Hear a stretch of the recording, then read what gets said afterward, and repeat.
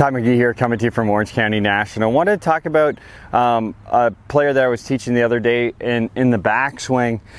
How obviously when we're going back, ideally we're not going to want that right arm behind us too much. Okay, so when you're doing this movement, if that's a tendency for you where the right arm sort of gets too far behind, I'm just going to give you a little bit of insight on some things to pay attention to. So when you're going back, if you feel like when you get to the top to keep your right arm in front, if you feel all of these muscles sort of shrug up, the front of your shoulder right here starts to hurt or is like really tense, then you're recruiting to me the wrong sort of set of muscles to help you get to the top of the backswing. So when you try to keep your elbows tight together, see if you can still have this shoulder stay a bit more relaxed and away from your ear. We don't want to see that shoulder get right up to your ear if you're trying to keep your elbows together.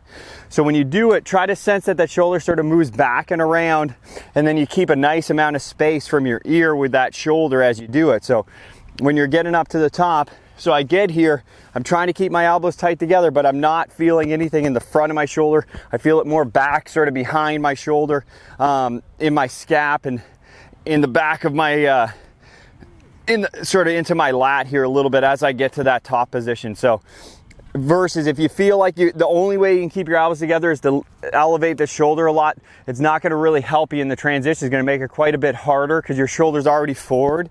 If you can get it back, then it can go forward. If it's already forward, you got really nowhere for it to go. Okay, so if I get up to the top here, trying to keep my arms in a pretty tight position, and then come down from that spot. I want to hit that rope one more time. So the right shoulder sort of moves back, can keep my arms pretty tight together, make it really easy to transition from that spot. Because the arms are in a good spot, it's easy to get them in a good spot here versus someone that gets the arm way behind them. It's going to be a lot harder to get it into a really good spot on the way down. Hope that helps.